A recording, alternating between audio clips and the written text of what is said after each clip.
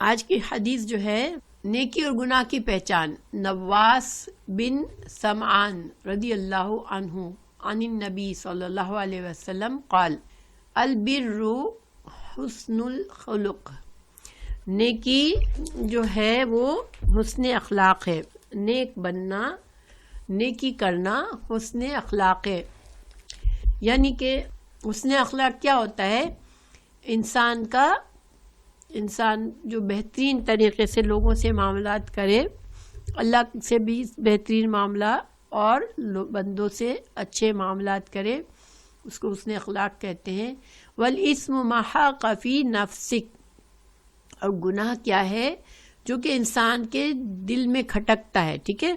گناہ اور نیکی کی ایک طرح سے پہچان بتائی۔ ہماری شریعت میں ویسے تو نیکی کو بتا دیا گیا ہے کہ نیکی کیا ہے، عبادت کرنا، یہ کرنا، جو بھی ہمیں بتایا گیا، لیکن بعض چیزیں جب انسان کو واضح طور پر پتہ نہیں ہو کہ میں یہ کام کر رہا ہوں، یہ صحیح ہے یا اچھا ہے، یہ نیکی کا کام ہے یا یہ گناہ کا کام ہے، تو اس کی پہچان رسول اللہ صلی اللہ علیہ وسلم نے بتائی کہ جو گناہ ہوتا ہے ایک مومن کو ایک اندر سے کھٹک ہوتی ہے کہ یہ کام صحیح نہیں ہے۔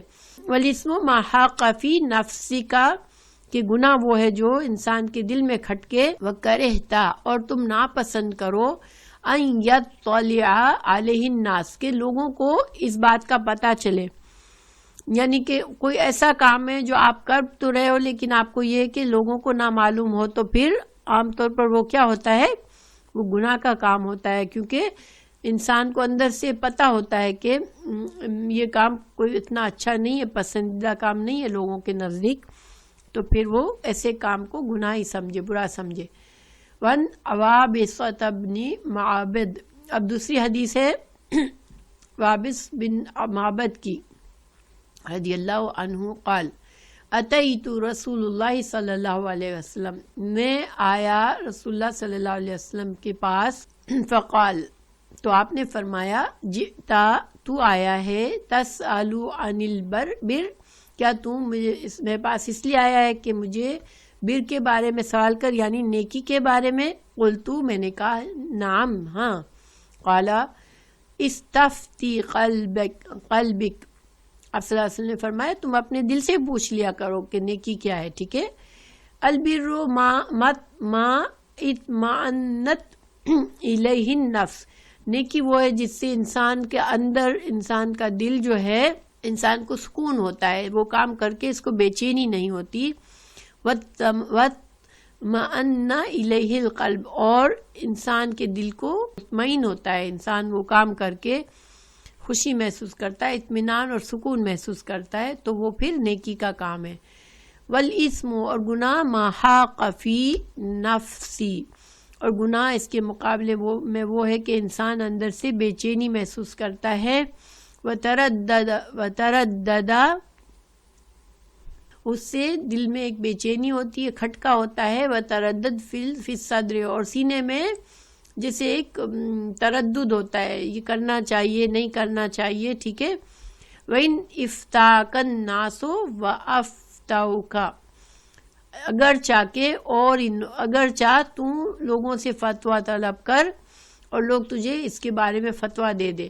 اب اس کا کیا مطلب ہے کہ دیکھیں، انسان بعض اوقات اس کو کچھ کرنا ہوتا ہے لیکن وہ شور بھی نہیں ہوتا، لیکن اس کا بہت دل بھی چاہ رہا ہوتا ہے، تو وہ لا کے ادھر ادھر جا کے لوگوں سے پوچھتا ہے کہ کیا میں یہ کام کر سکتا ہوں، ہماری شریعت ہمیں اجازت دیتی ہے، ایک طرح سے فتویٰ مانگتا ہے، لیکن اس کا دل بہت زیادہ چاہ رہا ہوتا ہے کرنے کا، تو وہ کیا کرتا ہے، اس انداز میں بات کو بیان کرتا ہے کہ فتویٰ دینے والا اس کو اجازت دے دیتا ہے، اس لیے کہ وہ اس کی اس بات سن کر ہی اس نے سوچا ہوگا کہ اچھا اس میں تو کوئی برائی نہیں ہے۔ تو رسول اللہ صلی اللہ علیہ وسلم فرما رہے ہیں کہ اگرچہ تم کو لوگ فتویٰ دے دے کہ ہاں کوئی بات نہیں، لیکن تمہارا دل اگر اس پہ تم کو کرید رہا ہے، مطمئن نہیں ہو رہا، تو اس کا مطلب ہے کہ وہ گناہ کا کام ہو سکتا ہے، اور بہتر ہے کہ وہ نہ کرے انسان۔ تو اب دوسری اس کے بارے میں تھوڑی سی تفصیل ہے کہ البر کیا ہے، بڑی اور اصلی نیکی، ٹھیک ہے۔ البر کہتے ہیں، ال ہے چونکہ، دیکھیں ال کی وجہ سے خاص نیکی، یعنی کہ بڑی نیکی، اور اس سے مراد ایسا کام ہے جس کے واجب یا مندوب ہونے کا شریعت تقاضا کرے، ٹھیک ہے.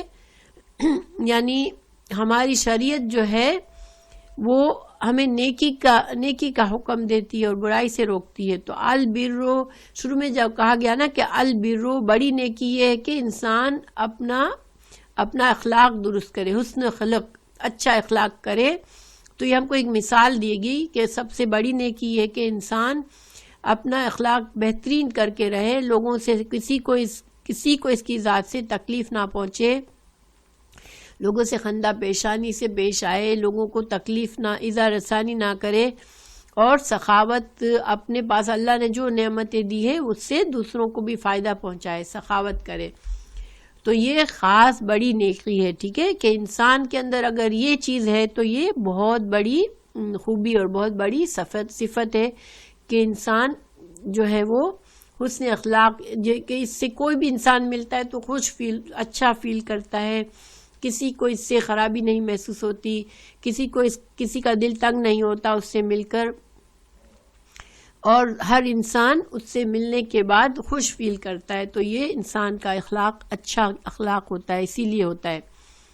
اور آپ نے دیکھا ہوگا کہ جو بدتمیز قسم کے لوگ ہوتے ہیں، جو منہ کھولتے ہیں اور دوسروں کو ڈاؤن کرتے ہیں، دوسروں کو کوئی تکلیف دہ بات کہہ دیتے ہیں، تو پھر یہ بد اخلاقی ہے اور یہ بہت بری صفت ہے اور بہت ہی ناپسندیدہ ہے ہماری شریعت میں. یہ پھر گناہ وہ کام ہے جو کہ جس سے شارع نے منع کیا ہے. دیکھیں اللہ تعالیٰ نے، اللہ کے رسول نے جن چیزوں سے منع ان کو کرنا گناہ ہے، ٹھیک ہے. تو وہ سارے گناہ ہیں جن کو ہماری شریعت نے منع فرمایا ہے، ٹھیک ہے. اور اس میں ایک جامع لفظ بھی ہے، یعنی کہ تمام ہر برے افعال جو ہیں وہ گناہ میں شامل ہوتے ہیں، اور جو بات بھی تیرے جی کو کھٹکے، تیرے دل میں راسخ اور اثر انداز ہو، یعنی کہ کرنے کے بعد مزہ نہ آئے، انسان کو بے چینی ہو، دل مطمئن نہیں ہے، اور ہمیں یہ فکر ہے کہ لوگوں کو نہ پتہ چلے، تو یہ سبھی باتیں بتاتی ہے کہ یہ گناہ کا کام ہے. یہ حالت ہو جائے کسی کام پر تو پھر یہ گناہ کا کام ہے. اور لوگ تو چونکہ انسان جب سوال پوچھتا ہے تو لوگ ظاہر پر معاملہ کرتے ہیں، تو اگر شاید کوئی فتویٰ دے کہ ہاں کوئی بات نہیں کر لو، لیکن پھر بھی انسان کو اپنے دل کو دیکھنا چاہیے. اب اس کی شرعی میں، اس کی تشریح میں ایک اور حدیث بھی ہے. آپ صلی اللہ علیہ وسلم نے فرمایا دع ما یریبک الی ما لا یریبک، جس کے بارے میں تردد یا شک ہو اسے چھوڑ دو، اور وہ کام اختیار کرو جس میں تم کو تردد اور شک نہ ہو. یعنی شریعت میں جن چیزوں کا واضح حکم نہیں ہے قرآن اور حدیث میں، اب ہمیں پتہ نہیں ہے کہ یہ کرنا چاہیے نہیں کرنا چاہیے، تو پھر ایک اصول بتا دیا رسول اللہ صلی اللہ علیہ وسلم نے کہ جس چیز میں تمہارے دل میں تردد محسوس ہو کہ کروں نہ کروں، تو پھر بہتر ہے کہ اس کو چھوڑ دو. جس میں شک پیدا ہو رہا ہو تم کا دل میں، تو بہتر یہ ہے کہ شک والے کام کو چھوڑ کے وہ کام کرو جس میں شک نہ ہو. پھر آپ صلی اللہ علیہ وسلم، رسول اللہ صلی اللہ علیہ وسلم نے بھی اور قرآن میں بھی حسن اخلاق کو بہت بڑی نیکی کہا ہے. اور آپ صلی اللہ علیہ وسلم کے بارے میں قرآن میں آیا وَإِنَّكَ لَعَلَىٰ خُلُقٍ عَظِيمٍ، آپ صلی اللہ علیہ وسلم کے اخلاق کی تعریف قرآن میں کی گئی کہ آپ جو ہیں وہ صلی اللہ علیہ وسلم عظیم اخلاق پر ہے، آپ اعلیٰ اخلاق رکھتے ہیں. اور آپ صلی اللہ علیہ وسلم نے اپنے مقصد بتایا ایک حدیث میں کہ انما بعثت لأتمم مکارم الاخلاق، کہ مجھے اعلیٰ اور اچھے اخلاق کی تکمیل کے لیے بھیجا گیا. یعنی کہ آپ صلی اللہ علیہ وسلم نے ایک حدیث میں اپنی بعثت کا مقصد کیا بتایا کہ اعلیٰ اخلاق کی تکمیل کروں دنیا میں. دیکھیں اگر ہر انسان بلند ترین اخلاق کا مالک بن جائے تو دنیا میں کوئی فساد نہ ہو اور کوئی خراب. تو انسان کے یہ جو فساد ہوتا ہے دنیا میں، خرابی ہوتی ہے اس لیے کہ انسان خود غرض ہو جاتا ہے، انسان لوگوں کے بارے میں لوگوں کے حقوق بھی اپنے ضبط کر لیتا ہے، لوگوں کے حق نہیں دیتا، صرف اپنے لیے بہترین چاہتا ہے، تو پھر یہ اچھے اخلاق کے اپوزٹ ہے۔ اچھا اخلاق وہ ہوتا ہے کہ انسان جو اپنے لیے پسند کرتا ہے دوسروں کے لیے بھی وہی چیز پسند کرے اور دوسروں کے حقوق کو ادا کرے اور دوسروں کے حقوق حق تلفی نہ کرے، کسی کا دل نہ دکھائے، کسی کے ساتھ بدتمیزی نہ کرے۔ تو اگر یہ اخلاق، یہ آپ صلی اللہ علیہ وسلم کی بعثت کا مقصد بتایا گیا کہ تمام انسان دنیا میں اچھی طرح رہے، اچھے معاملات کرے۔ حضرت صلی اللہ علیہ وسلم نے اس سلسلے میں بہت سے ارشادات عالیہ فرمائے، اس میں سے چند یہ ہیں۔ آپ نے فرمایا خیارکم احاسنکم اخلاقا، تم میں سے اچھے اور بہترین وہ لوگ ہیں جس کا اخلاق عمدہ ہو۔ اگر ہم کو معلوم کرنا ہے کہ ہم میں سے کون سب سے اچھا ہے تو پھر ہمیں اپنے اخلاق کو دیکھنا ہے کہ کس کا اخلاق اچھا ہے، جس سے لوگ جو بھی ملتا ہے وہ اس کو مل کے خوش ہوتا ہے، پسند کرتا ہے، کبھی دل کی تنگی نہیں محسوس کرتا۔ پھر ابو ذر رضی اللہ عنہ سے ایک اور حدیث ہے، آپ صلی اللہ علیہ وسلم نے فرمایا تم جہاں بھی ہو اللہ سے ڈرتے رہو، اور گناہ ہو جائے تو اس کے بعد نیکی کر لیا کرو، یہ نیکی اس گناہ کو مٹا ڈالے گی، اور لوگوں کے ساتھ حسن سلوک کا معاملہ رکھو۔ یہاں پر یہ بہت اچھی حدیث ہے، بہت سمجھنے والی ہے کہ انسان جو ہے وہ اللہ کا ڈر ایک تو ہر وقت ہونا چاہیے اس کے دل میں کہ میں جو کچھ کرتا ہوں اللہ مجھے دیکھتا ہے، اور اگر میں نے ایسے کام کیے جس کو اللہ ناپسند کرتا ہے تو مجھے اس کی سزا ملے گی۔ پھر انسان سے اگر پھر بھی گناہ ہو جائے تو پھر کیا کرے، فوراً سے کوئی نیکی کر لے۔ تو جب انسان نیکی کرتا ہے تو اس کے گناہ چھپ جاتے ہیں، گناہ اس کے دھل جاتے ہیں۔ جیسے ہم صدقہ کرتے ہیں تو صدقہ کرنے سے ہمارے گناہ دھلتے ہیں، ہم نماز پڑھتے ہیں ہمارے گناہ مٹ جاتے ہیں، یعنی ایک نماز سے دوسری نماز تک کے درمیان جو بھی چھوٹے چھوٹے گناہ ہم سے ہو جاتے ہیں، جب ہم اچھی سی نماز پڑھتے ہیں تو اس نماز کی نیکی سے ہمارے گناہ دھل جاتے ہیں، صدقہ کرتے ہیں تو گناہ دھلتے ہیں، روزہ رکھتے ہیں تو گناہ دھل جاتے ہیں، کوئی بھی نیکی کسی کے ساتھ بھلائی کا سلوک کرتے ہیں تو ہمارے گناہ ہٹ جاتے ہیں، صاف ہو جاتے ہیں، کسی کے ساتھ ہم نے احسان کیا تو ہمارے گناہ مٹ جاتے ہیں۔ تو یہ سارے کام گناہوں کو مٹانے والے ہیں، اور انسان کو ہمیشہ کوشش کرنی چاہیے کہ میں اچھے سے اچھے کام کرتا رہوں تاکہ جو بھی مجھ سے مسٹیکس ہو رہی ہیں، گناہ ہو رہے ہیں، اللہ تعالیٰ ان کو دنیا میں ہی مجھے پاک صاف کر دے ان سے۔ پھر ایک دوسری حدیث ہے، قیامت کے دن مومن کے میزان میں حسن اخلاق سے زیادہ وزنی کوئی عمل نہ ہوگا۔ سبحان اللہ۔ دیکھیں کہ اگر انسان کا اخلاق اچھا ہوگا تو اس کا وزن دوسری نیکیوں کے مقابلے میں زیادہ ہوگا، اور اللہ تعالیٰ کو فحش گو بد کلام سے نفرت اور بغض ہے۔ انسان اپنے زبان سے دوسروں کو اذیتیں دیتا ہے، یہ اللہ کو نہیں پسند ہے۔ تو انسان جب گندی باتیں کرتا ہے، بد کلامی کرتا ہے تو اللہ اس سے نفرت کرتا ہے، جبکہ اس کے مقابلے میں اچھا اخلاق، اچھی بات جو ہے ہمارے میزان کو وزنین کر دے گی، نیکیوں سے بھر دے گی۔ ایک اور حدیث ہے کہ میزان میں حسن اخلاق سے زیادہ وزنی کوئی عمل نہیں ہوگا، اور صاحب حسن اخلاق اپنے اس عمل کی وجہ سے نمازی اور روزے دار کے برابر درجے کو جا پہنچے گا۔ دیکھیں سبحان اللہ، بعض لوگ بہت نمازی ہوتے ہیں، بہت روزے عبادتیں بہت کرتے ہیں، لیکن ان کو ایک گھمنڈ سا ہوتا ہے، وہ اپنے آپ کو دوسروں سے بہتر سمجھتے ہیں، وہ سمجھتے ہیں میں بہت نیک ہوں، اور وہ دوسروں کو جج کرتے رہتے ہیں کہ جو لوگ نماز نہیں پڑھتے وہ تو اچھے لوگ نہیں ہیں، یا میں ان سے بہتر ہوں جو روزے نہیں رکھتے، یعنی نفلی نماز یہاں مطلب ہے، کیونکہ فرض نماز کو مسلمان کے لیے اجازت نہیں ہے کہ فرض نماز نہ پڑھے، لیکن بعض لوگ بہت سی نفلی نمازیں پڑھتے ہیں تو وہ کہتے ہیں، وہ سمجھتے ہیں میں بہتر ہوں لوگوں سے، نفلی روزے زیادہ رکھتے ہیں تو سمجھتے ہیں میں بہتر ہوں، لیکن بعض لوگ اچھا اخلاق کرتے ہیں صرف، اور اپنی فرض نمازیں صرف پڑھتے ہیں، لیکن ان سے کسی کو تکلیف نہیں پہنچتی، لوگوں کو فائدہ پہنچتا ہے ان کی ذات سے، تو اس کی نیکیاں جو ہے اس نمازی اور روزدار سے زیادہ ہو جاتی ہے، ٹھیک ہے، اعمال نامے میں۔ سبحان اللہ، بہت سے لوگ اس کی اہمیت کو نہیں سمجھتے، وہ سمجھتے ہیں کہ بس بڑا اچھا ان کو گمان ہوتا ہے کہ ہم تو اللہ کے ہاں بس بخشے بخشائے ہوں گے اس لیے کہ ہم نے اتنی نیکیاں کر لی. لیکن انسان جو ہے ان نیکیوں کو گنواتا رہتا ہے بد اخلاقی سے. آپ کو پتہ ہے کہ آخرت میں جب حساب کتاب ہوگا تو ایک شخص بہت سے نماز روزے نفلی عبادتوں کا ڈھیر لے کر آئے گا، لیکن اس نے دوسروں کو تکلیف دی ہوگی، اپنی زبان سے کسی کا دل دکھایا ہوگا، کسی کے ساتھ بدتمیزی کی ہوگی، کسی کے ساتھ کچھ اور نقصان کسی کو پہنچایا ہوگا.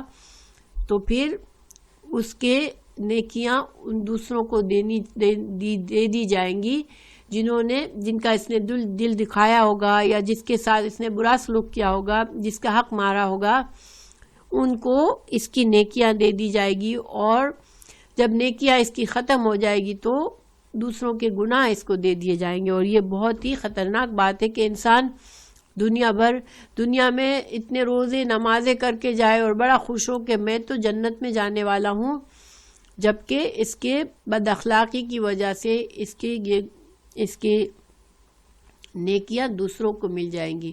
تو یہ انسان کو خیال رکھنا چاہیے. پھر تقوی اور حسن اخلاق. پھر پوچھا گیا کہ زیادہ لوگوں کو جہنم میں کون سی چیز لے جائے گی.